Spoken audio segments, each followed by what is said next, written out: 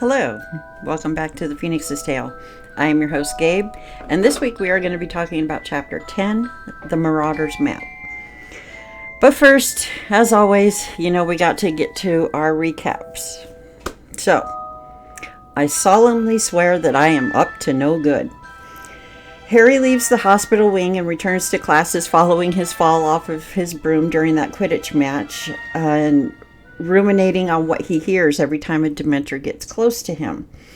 Professor Lupin holds Harry back after their next Defense Against the Dark Arts class to talk to Harry, during which Harry explains what happened during the match and that it was his mother's murder that he heard.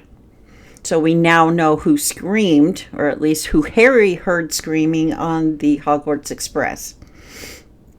After some further discussion, Harry asks Professor Lupin to teach him to fight the Dementors so this doesn't happen again during their next Quidditch match. Professor Lupin says yes, but will begin lessons after the holidays. After this, Harry's mood improves, moving into the Christmas break. On the last day of term, there's another Hogsmeade trip, after Hermione and Ron leave and head into Hogsmeade, Harry heads back to Gryffindor Tower, but before he can get there, Fred and George pull Harry aside and give him some festive cheer in the form of the Marauder's map. The map shows not only everyone in the castle or on the grounds, but also a series of secret passages that head directly into Hogsmeade. After explaining how to use the map and that the entrance to one of the secret passages is hidden inside the statue standing just outside the door of the classroom they're in, having that discussion, Harry sneaks into Hogsmeade and finds Ron and Hermione in Honeydukes, the exit of that secret passage being in the cellar of Honeydukes.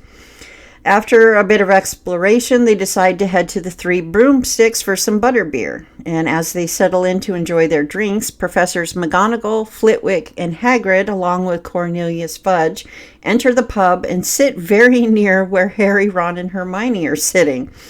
Luckily, Hermione performs a charm to move the Christmas tree standing near them to hide the three of them from the teachers and the Minister of Magic. It's during this tense scene that Madame Rosmerta joins the teachers and the minister for a discussion about Sirius Black, during which Harry learns that Sirius Black was not only James, Harry's father, James's best friend, but that Sirius is actually Harry's godfather.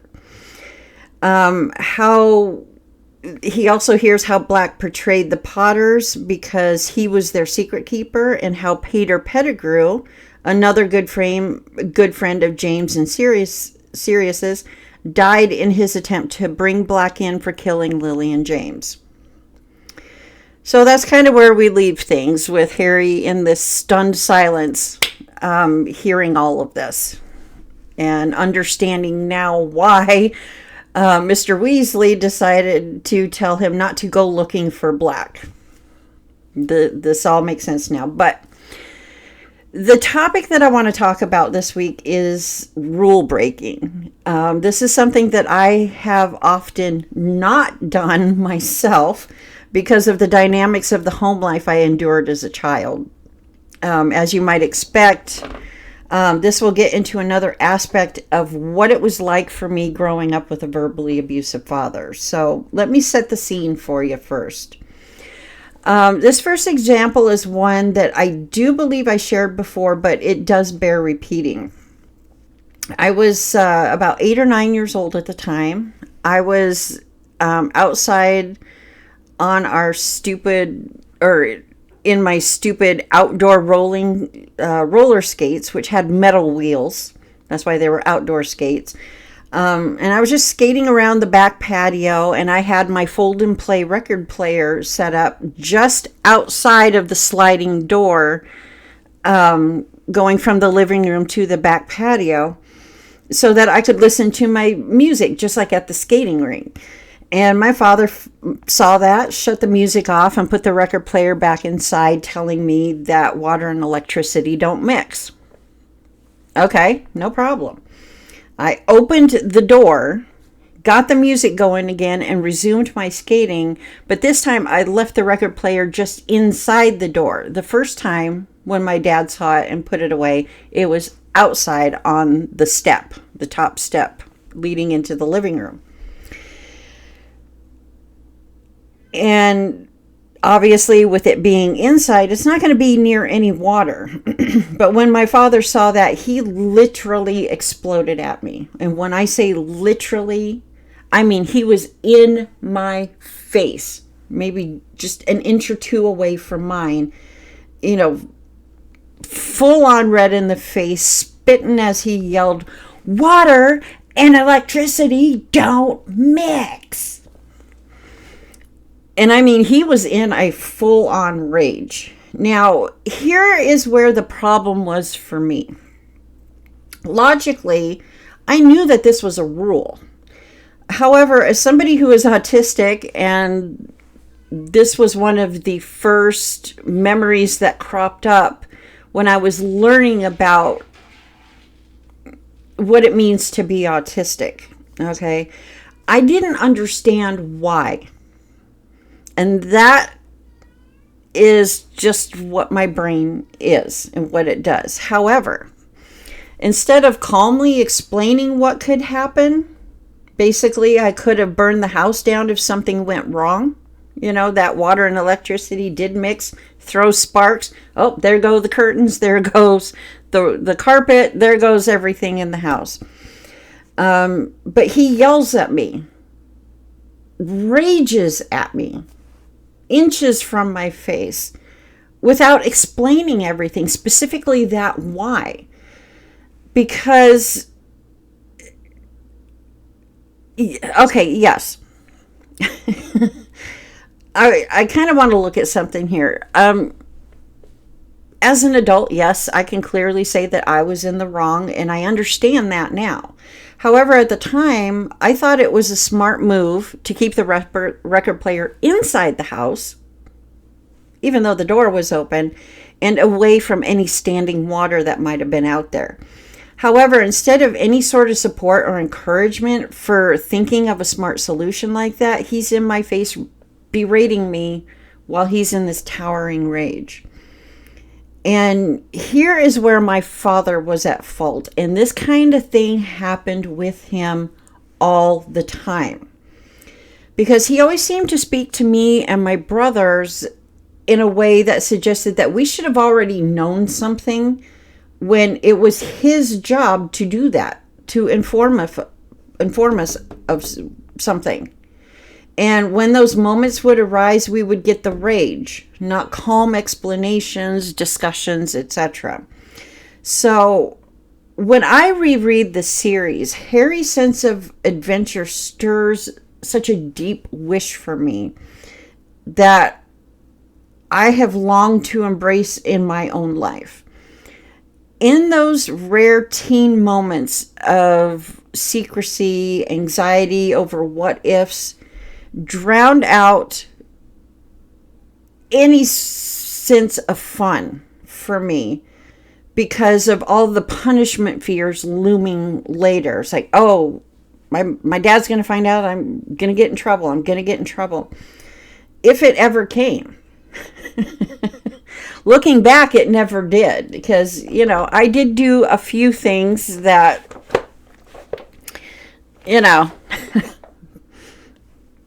the kind of things that, kids tell their parents when the kids are like in their 30s or 40s.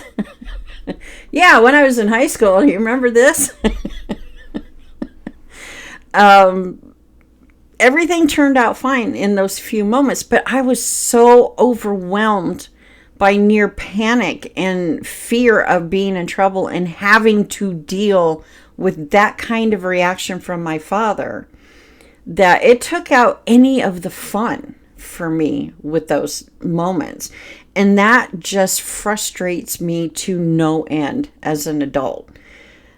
Because it's not just about lacking fun stories to share, which I absolutely hate. I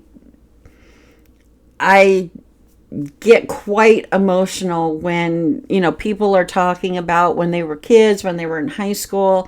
I don't have those stories because of that, but also because of how the trauma of all of that erased so many of my memories altogether.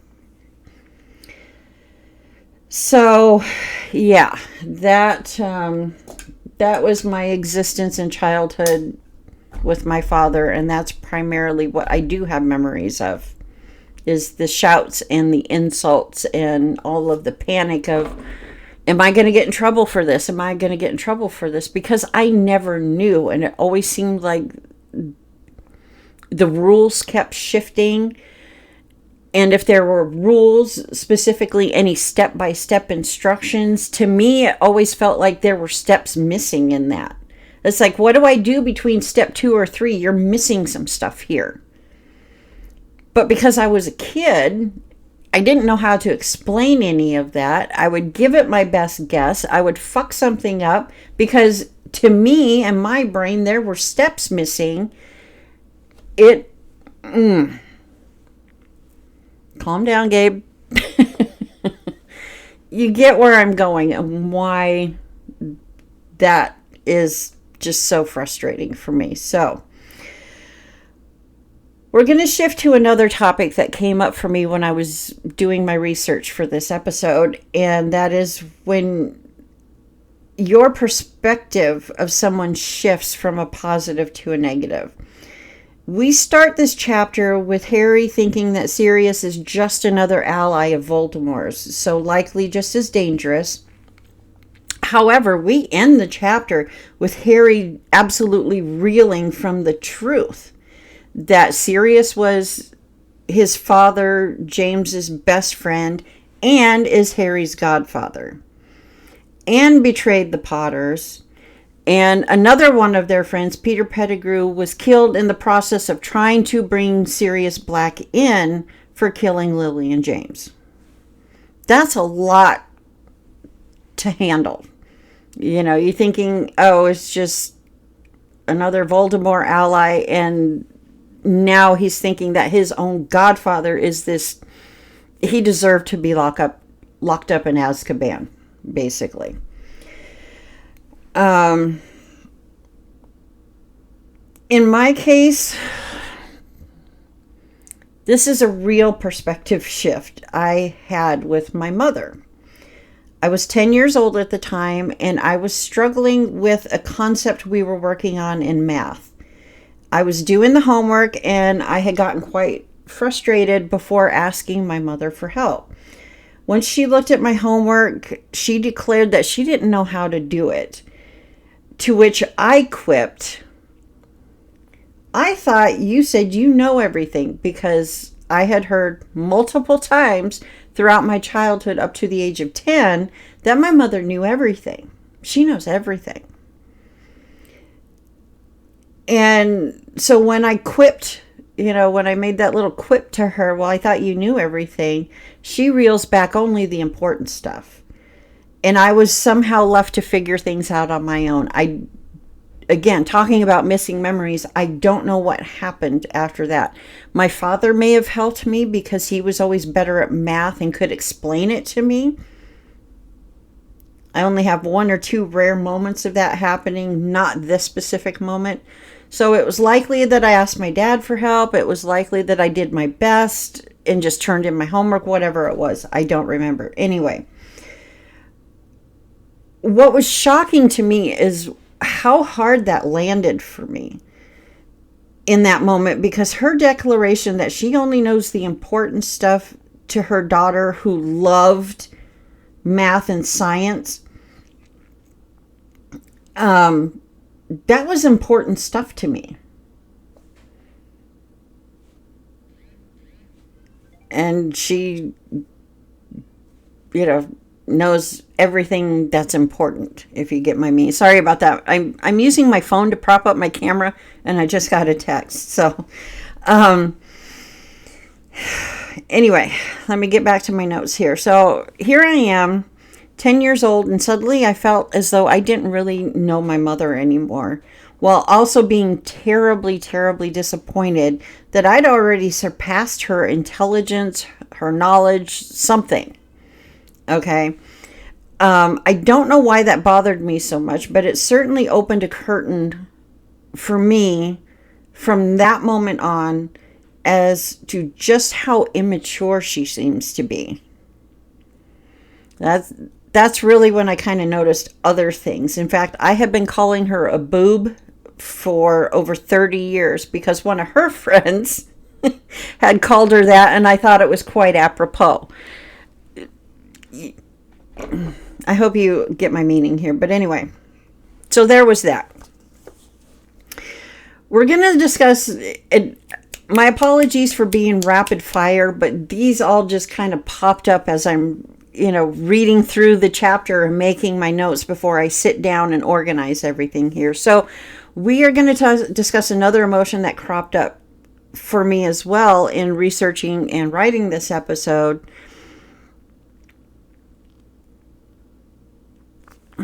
No, okay, not an emotion per se, but a realization that the lack of help that I received when I'd ask may well have also started there. That's as far back as I can remember. I asked my mother for help and she couldn't help me, and she brushes it off with, well, I only know the important stuff. I think that that's where I first notice, and going back in my memories, like I said, I first noticed where that tracks. And I haven't uncovered any earlier memories, like I said, to speak to this. So for now, what we're going to say is that's where that started, or at least that's where I started to notice, even if it was subconsciously. So, I mean, seriously though, why ask for help if it's never given or is overwhelmingly incomplete? Like what I just said about, step-by-step instructions to do something. And to me, it always felt like there were steps missing in the process. So that any help that I asked for was never given or was overwhelmingly incomplete in my mind, such that I had to learn to figure out shit for myself. And at such a young age, relatively speaking, the more I think about this, the more I can see where my hyper independence also started at such a young age. It wasn't just the parentification that I received or that I experienced after my parents' divorce. So you might imagine, when we take those two, that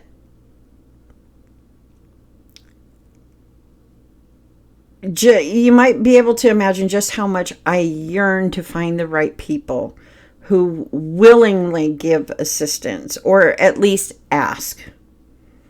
I've talked about it a number of times on this podcast. Raw dogging PTSD for 13 years. I'm not entirely sure my mom and my brother believe it, because nobody asks if I'm okay. Kind of feeds into all of that.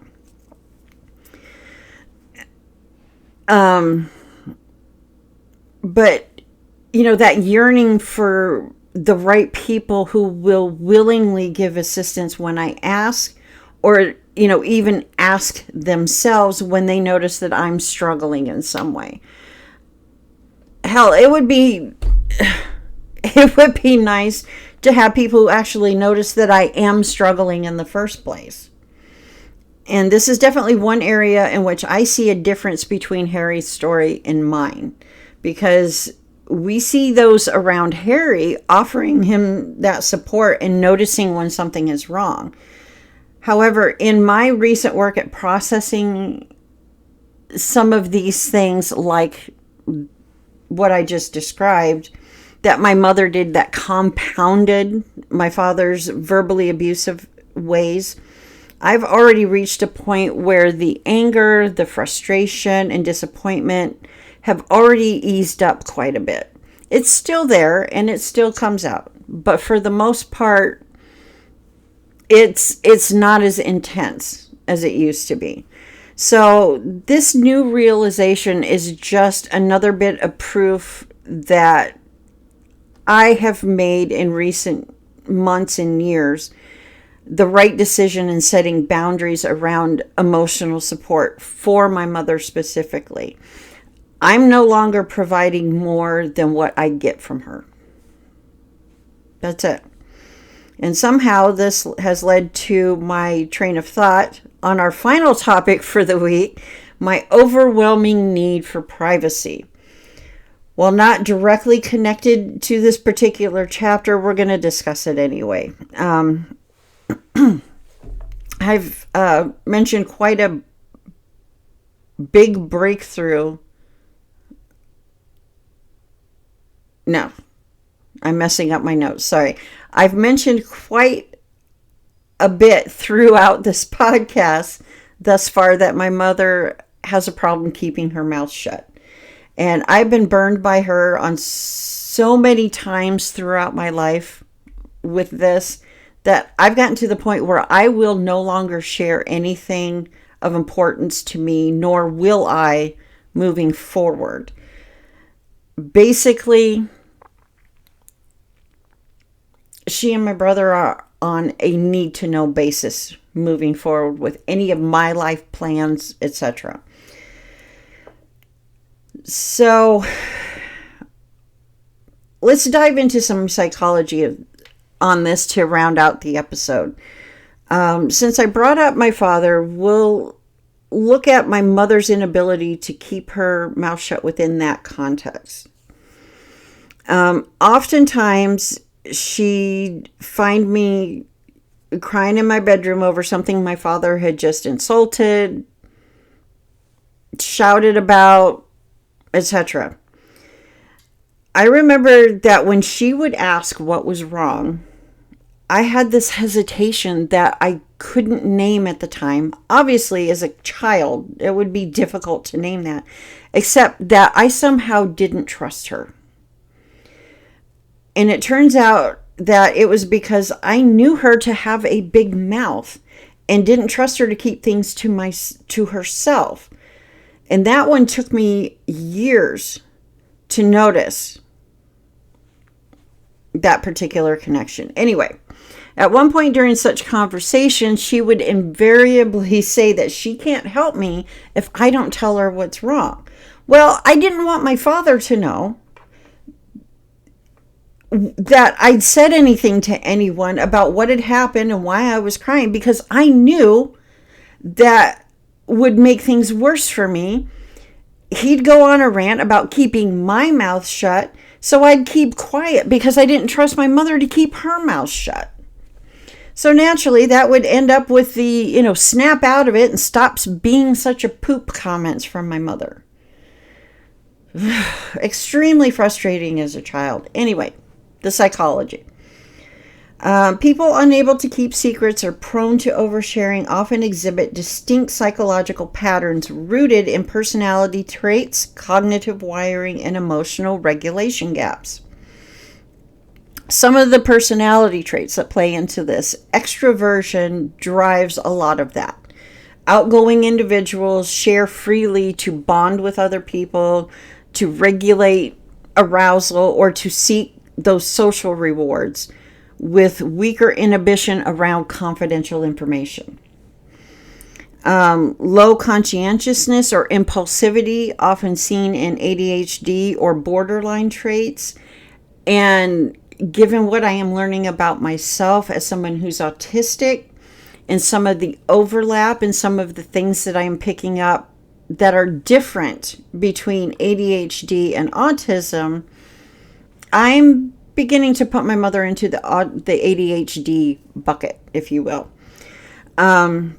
Anyway, that low conscientiousness or impulsivity skips the mental pause to assess any impact, treating secrets like neutral chit-chat.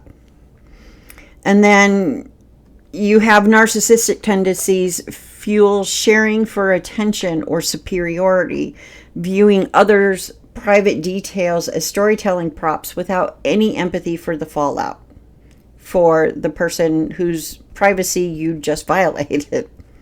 Okay. The cognitive and emotional drivers.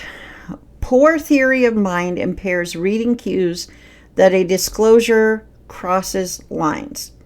Sharers don't intuitively grasp this stays here. Anxiety or OCD can compel offloading as mental relief. Secrets can feel burdensome, so verbalizing eases cognitive load regardless of whether permission is given or not. And then you have some attachment insecurities, like an anxious attachment style, prompts oversharing to accelerate intimacy or test loyalty, bypassing any gradual trust building. For the neurological angle, weaker prefrontal cortex activity hampers executive control. The brain's brake on impulsive speech, basically. Common and high openness, low agreeableness profiles. There are dopamine hits from social feedback that reinforce the habit. So each spill that lands well strengthens the loop, ignoring rare relational costs. These folks aren't malicious. They lack the internal filter most developed via feedback, making discretion feel optional rather than obligatory. And one question I asked ChatGPT while doing my research was whether this also applies to those who have been openly told this stays between us, as I have done with her a number of times. And here's what it gave me, and I found this interesting, so I'm including it. Yes, the psychology of oversharing absolutely accounts for those who divulge info, even after an explicit "this stays between us." It signals even deeper deficits in impulse control, empathy, or boundary processing. So we're going to look at those. So heightened violations. Explicit pledges amplify the breach because they bypass ambiguity. Most people register verbal contracts as binding, but these sharers fail to follow through due to poor working memory, forgetting the promise amid excitement, for example, or low consequence foreseeing. Narcissistic or histrionic traits prioritize the thrill of telling over relational duty, so that, in my case, my pleas become background noise to her for social gain. I don't know. Some core mechanisms to this are impulse override. Prefrontal weakness trumps the "don't say it" signal. The explicit ask paradoxically burdens short-term memory, leaking out anyway. Entitlement blindness. They reframe between us as non-exclusive or temporary. Their need to connect to others outweighs my explicit no. And habituation. Repeated unpunished spills erode even stated boundaries. No fallout reinforces the fact that secrets aren't sacred. This willful leakage often erodes trust faster than casual slips, as it screams, "Your words don't bind me," hitting attachment wounds hardest. So, suffice it to say, I am no longer sharing anything with my mother that I wish to keep private, because it won't be once she knows. So, before we wrap up, I wanted to look into another aspect of this. So, this is going to be a bit longer episode than I've been doing in recent weeks. I wanted to look at what possible childhood experiences could contribute to this in my mother's case, thus looking beyond the physiological aspect to this particular programming. In fact, I'd mentioned in my query on ChatGPT that my grandmother has told similar stories about my mother when my mother was a child. So here's what we get. Several kinds of childhood experiences can set up a lifelong pattern of not being able to keep their mouth shut, especially if it showed up early, like my grandmother described. Number one, we have modeling and family culture. If adults in the home routinely gossip, repeat confidences, or joke about private things, children learn that sharing others' business is normal and not a violation. If there's no clear distinction between, family business and private business, kids don't develop an internal sense of what should stay confidential. Inconsistent or weak boundaries. When caregivers don't explain or enforce boundaries around privacy, such as, we don't repeat what people tell us in confidence, a child never gets the feedback needed to build that internal filter. If adults laugh, reward, or lean in with interest when a child spills something juicy, the behavior gets positively reinforced instead of corrected. I got this one highlighted because I think, based on one of the stories I remember my grandmother telling, this would be one where I can see, as a child, my mother learned that, you keep shit to yourself when you're asked. Attention and attachment needs. A child who struggles to feel seen or valued may discover that sharing stories, especially dramatic or secret ones, finally gets adults' attention. That one is also highlighted as my best guess as to why my mother, even as a child, couldn't keep her mouth shut. If relational safety feels shaky, oversharing can become a way to keep people close. If I tell you everything, you'll stay interested in me. So if my mother blabs, they'll stay interested in her. Emotional regulation difficulties. Kids who are excitable, impulsive, or have trouble managing emotions may blurt things out in the heat of the moment and only afterwards realize they've crossed a line. Talking can become a way to regulate anxiety or internal tension. The relief of getting it out can override the rule of, I promised not to say this. Number 5, limited empathy or perspective taking. If a child has difficulty imagining how the other person will feel when their secret is shared, they won't experience a strong internal don't do it signal. Some temperaments are more self-focused in childhood.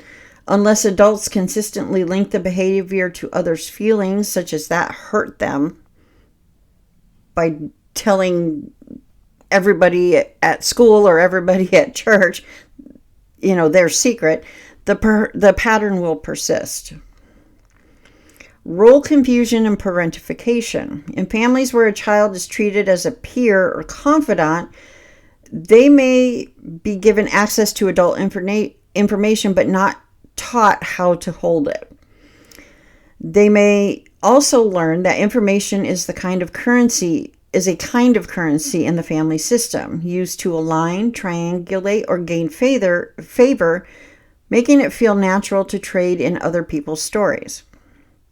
And then 7, we have lack of consequences or misdirected consequences. If early breaches of confidence didn't lead to meaningful repair work, such as naming the hurt, making amends, practicing doing things differently, the child doesn't link the behavior to real harm.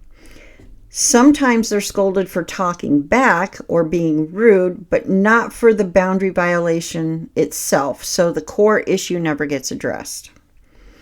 Put together, a child who is impulsive, hungry for attention, raised in a loose boundary